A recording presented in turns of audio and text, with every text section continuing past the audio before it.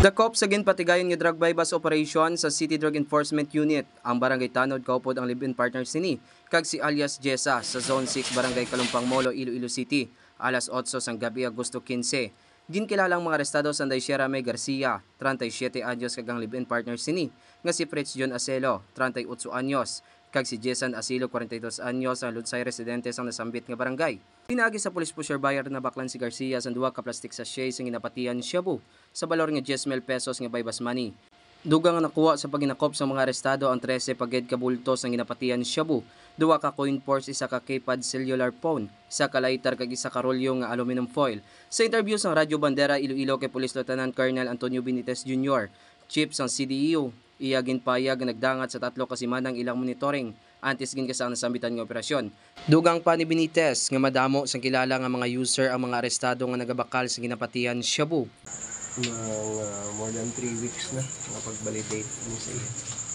May mga kilala na siya nga mga pusher, ang mga user nga diri nagakadto.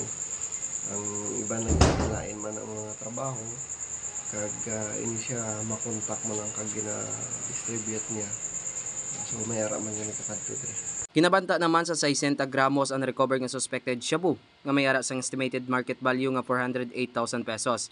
Sa karon preso na ang mga arestado sa talatapan sa Molo Police Station kag magkapangatubang inis ang kaso nga paglapas sa Republic Act 9165 o Comprehensive Dangerous Drugs Act of 2002.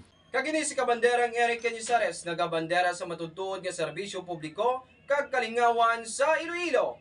Radyo Bandera. This news is brought to you by. Are you experiencing body weakness? Do you have delayed wound healing? Do you feel hungry all the time? You may have diabetes. A powerful duo to help diabetic. Natural way of lowering blood sugar level. Clinica DTX 500 is a powerful duo that combines of ampalaya extract and the sugarcane extract. Clinica DTX 500 stimulates the production of insulin, enhance conversion to energy.